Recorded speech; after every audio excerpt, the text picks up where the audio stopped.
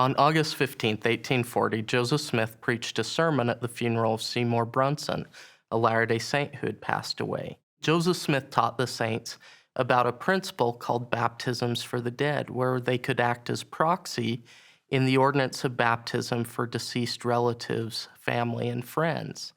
Later that fall, the first baptisms for the dead were performed in the Mississippi River. Throughout 1840 and 1841, baptisms for the dead continued in the Mississippi River, with saints regularly performing these baptisms and then recording these baptisms in different record books. In 1842, Joseph Smith began to teach the saints about the need for better record keeping. On September 1st, 1842, he wrote a letter to the saints telling them that there needed to be a recorder at each of these baptisms and that they needed to keep accurate records. He then told the saints that he would send them more information about this at a later date. On September 7th, 1842, Joseph was in hiding at the home of Edward Hunter, trying to evade arrest on false charges that he had contributed to the attempted assassination of Lilburn W. Boggs.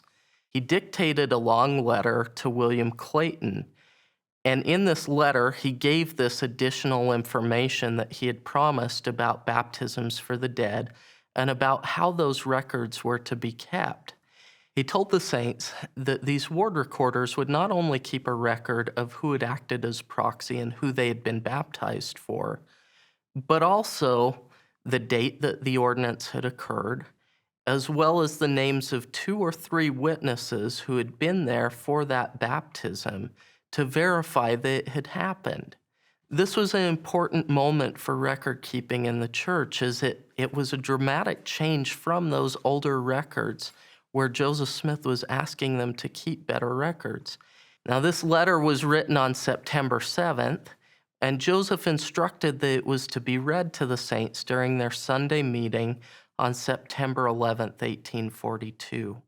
That evening, the saints went down to the Mississippi River and began performing baptisms for the dead. As we look at the Nauvoo baptisms for the dead records, we see in Book C, the first entry is for the evening of September 11th, 1842. This is inspiring to me that these first entries occur on the evening of September 11th, 1842. The first time that the saints had heard all of this information, they immediately wanted to begin keeping accurate records in the way that the prophet had asked them to do. You see that the records include the names of those who acted as proxy, those that they were baptized for, the names of the witnesses who had been present, and then the relationship of the proxy to the person who had been baptized.